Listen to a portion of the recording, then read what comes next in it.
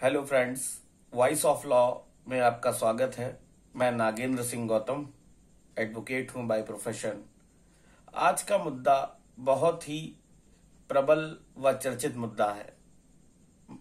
मुद्दा ये है कि वेस्ट बंगाल में मुख्यमंत्री ममता बनर्जी बनेंगी या नहीं। उसके पीछे कानून क्या कहता है और राजनीतिक लोग क्या कहते हैं और तृणमूल कांग्रेस पार्टी के पदाधिकारीगण क्या चाहते हैं, भारतीय जनता पार्टी क्या चाहती है और अन्य तमाम दल क्या चाहते हैं।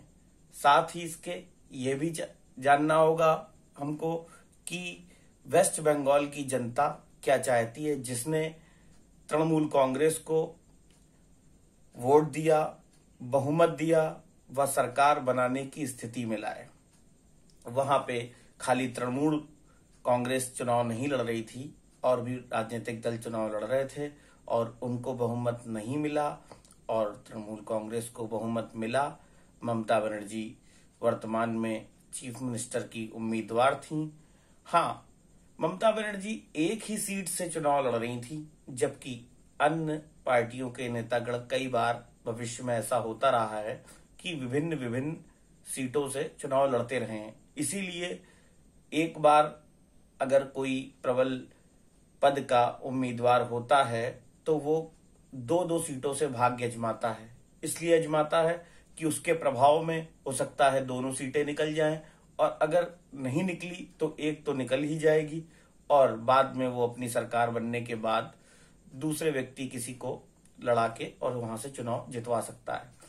अब यहाँ पे बात आती है सबने मानना और सबने जानना, लेकिन उसके पीछे कानून क्या कहता है और संविधान क्या कहता है ये भी जानना बहुत जरूरी है। क्योंकि लोग कहते तो हैं कि ये बन जाएगी सरकार, लेकिन क्या वो व्यक्ति बनने लायक है या नहीं, कानून उसको ये मान्यता देता है या नहीं कि वो मुख्यमंत्री बनेंगी या नहीं बनेंगी, किस शर्त में बनेंगी या क्या है कानून। आइए इसको हम लोग जानते हैं। आज का टॉपिक हम लोग का संविधान के अनुच्छेद आर्टिकल 164 सब आर्टिकल 4 के तहत है, जिसमें कहा गया है एक मंत्री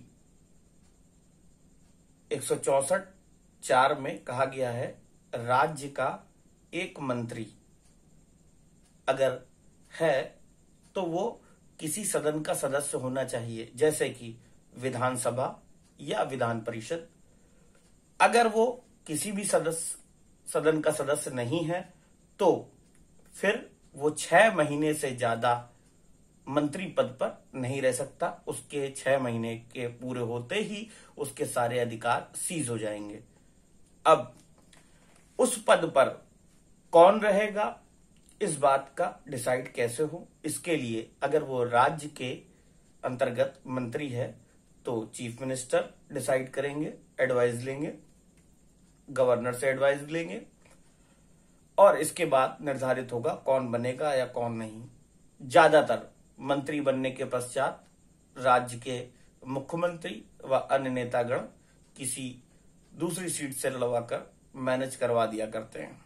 लेकिन यहाँ पे बहुत बार देखने को मिला है, जैसे ही बहुजन समाज पार्टी की सरकार में अनंत कुमार मिश्र उर्फ अंटू किसी सदन के सदस्य नहीं थे, इसके बाद भी उनको एक सीट से लड़वा के जिता दिया गया और उनको मंत्री पद पर काबिज रखा गया।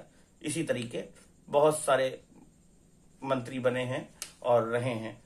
अब इसी बात को लेकर हम आ जाएं भारतीय संविधान के अनुच्छेद आर्टिकल 74 सब आर्टिकल 5 में, जिसमें कहा गया है अगर, अब यहां पे बात हो रही है यूनियन मिनिस्ट्री की, अगर कोई यूनियन मिनिस्टर भारत का केंद्रीय मंत्री बनाया जाता है, वो भी 6 महीने से अधिक अपने पद पर नहीं रह पाएगा जब तक कि उसको दोनों में से किसी सदन की सदस्यता ना प्राप्त हो जाए, या तो फिर लोकसभा या तो फिर राज्यसभा। बहरहाल अब अगर उस पोजीशन पे नहीं डिसाइड हो पाता है कि ये कहाँ के सदस्य बने या उनको पद से हटना पड़ता है, पावर सीज हो जाता है, तो फिर उसके बारे में प्राइम मिनिस्टर डिसाइड करेगा with the consent of president of India. अब यहां पे एक बात बतानी बहुत जरूरी है कि ये खाली ममता बनर्जी का पहला मामला नहीं है। वर्तमान में उत्तराखंड के चीफ मिनिस्टर तीरथ सिंह ठाकुर, जो कि किसी भी सदन के सदस्य नहीं है, इसके बाद भी वो मुख्यमंत्री हैं।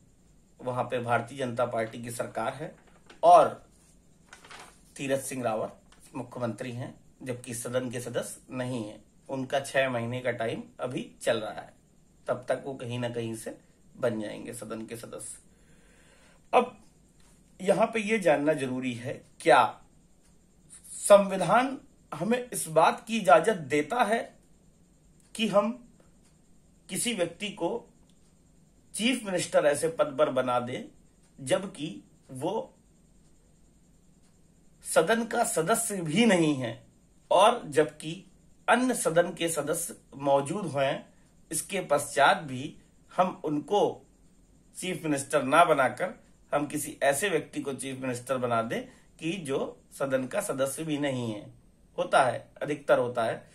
एक डिबेट में डॉक्टर BR अम्बेडकर साहब ने ये कहा था कि अगर 6 महीने के अंदर वो सदन का सदस्य नहीं बन सकता तो उसके पावर सीज हो जाएंगे, और जो व्यक्ति सदन का सदस्य ही नहीं है वह मुख्यमंत्री और प्रधानमंत्री ऐसे पद पर उन्हीं सदस्यों के द्वारा वर्तमान की सहमति लेकर कैसे काबिज हो सकता है।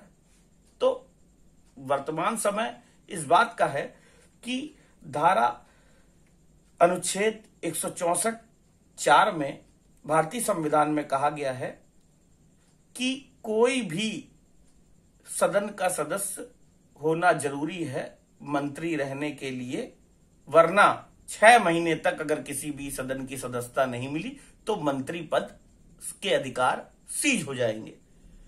अब यहां पर बात जो हुई है संविधान में, वो बात हुई है सिर्फ मंत्री पद के लिए, ना कि मुख्यमंत्री और ना ही प्रधानमंत्री। तो आखिर प्रधानमंत्री व मुख्यमंत्री पद पर कैसे लोग काबिज होते चले आ रहे हैं, यह सिर्फ वही प्रश्न है जिसकी लीगल स्क्रूटनी होना अभी बाकी है, जिस पर किसी ने ध्यान आकर्षण नहीं किया है। लेकिन जो संविधान में लिखा है उसी अनुसार हमारी भारत की सरकार व राज्य की सरकार चलती हैं और इसका अधिकार भी है संविधान में अनुच्छेद 145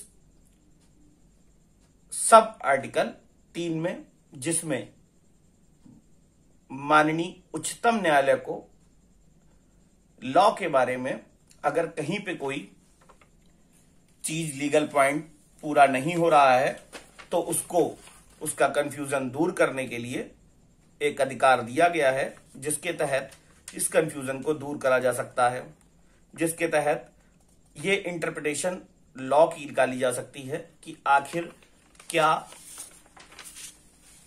आर्टिकल 164(4) में जो मंत्री पद का शब्द यूज किया गया है, क्या इसके तहत मुख्यमंत्री भी आ सकते हैं।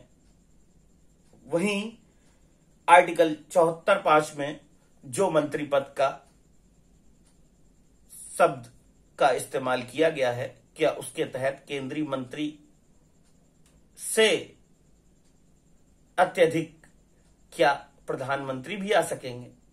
ये कानून का इंटरप्रिटेशन होना बहुत ही आवश्यक है। अगर हम इस संविधान के कानून को मानते हैं तो ये आप मान लीजिए कि ममता बनर्जी वर्तमान में मुख्यमंत्री पद पर काबिज होने के लिए वैध नहीं है।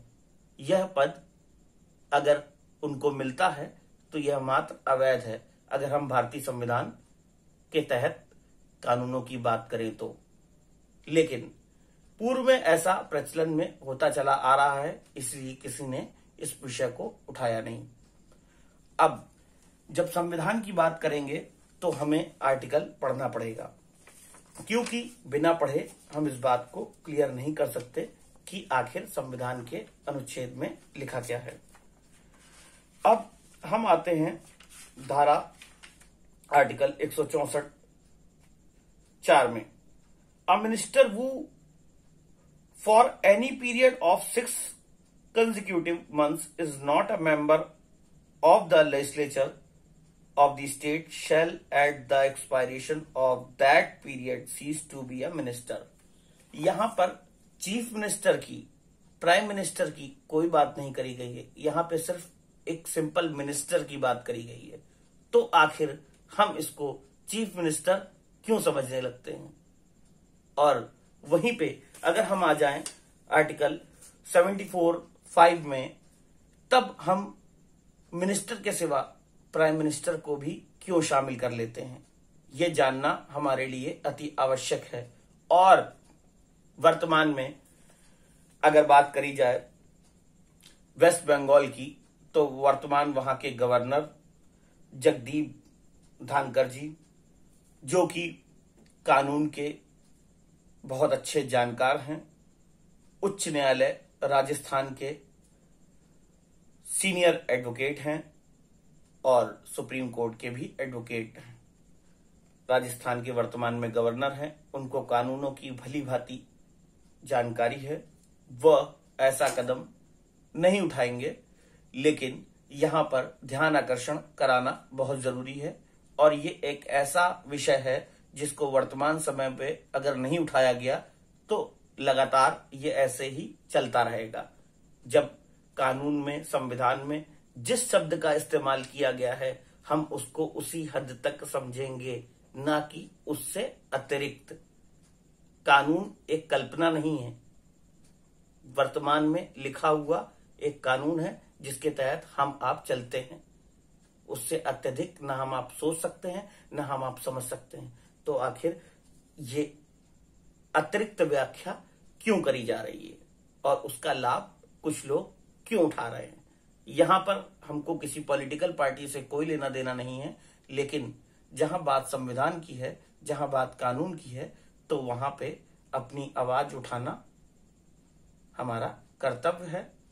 और इस आवाज को हम उठाएंगे और कानून की जानकारी साझा करेंगे, लोगों को इस बारे में बताएंगे कि कानून क्या है, संविधान क्या है और उसके तहत क्या क्या होना चाहिए और क्या क्या करना चाहिए। दोस्तों, जो भी हमारा वीडियो वॉच कर रहे हैं, आपको मेरा वीडियो अच्छा लगे तो हमारा चैनल जरूर सब्सक्राइब करिएगा। इसी तरह ताजा जानकारियों के साथ, कानून की अच्छे अच्छे पॉइंट्स के साथ हम आपके साथ ऐसे ही मिलते रहेंगे और जुड़ते रहेंगे। आपका बहुत बहुत धन्यवाद जो आपने हमारे वीडियो को समय दिया। प्लीज सब्सक्राइब जरूर करिएगा। Thank you.